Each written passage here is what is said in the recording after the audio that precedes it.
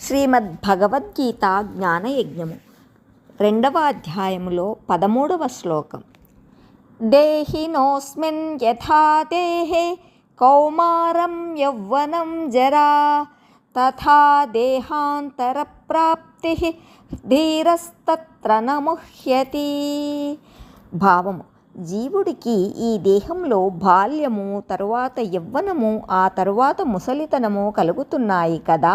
అలాగే చనిపోయిన తరువాత మరొక దేహం ప్రాప్తిస్తుంది.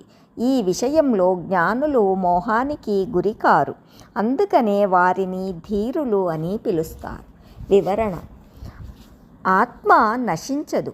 ఆత్మని అంటిపెట్టుకున్న అవస్థలు నశిస్తాయి. దేహంలో వచ్చే మార్పులే అవస్థలు.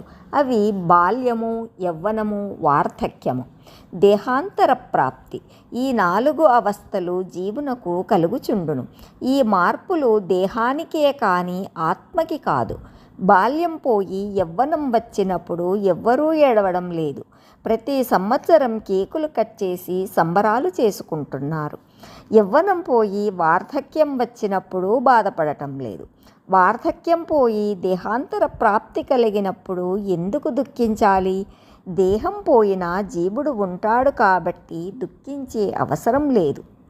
పాత ఇంటిని కూల్చి అక్కడే కొత్త ఇంటిని కట్టుకొని ఆ ఇంట్లోకి ప్రవేశించడానికి ఉత్సాహం ఉంటుందే కానీ దుఃఖం ఉంటుందా?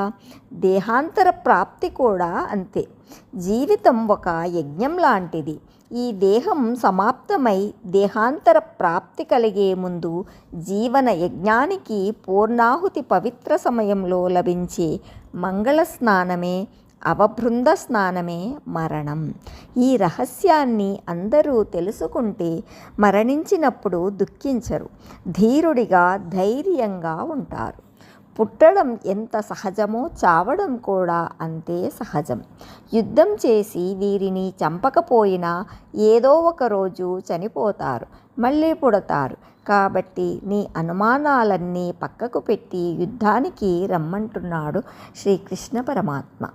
హరి ఓం తత్సత్.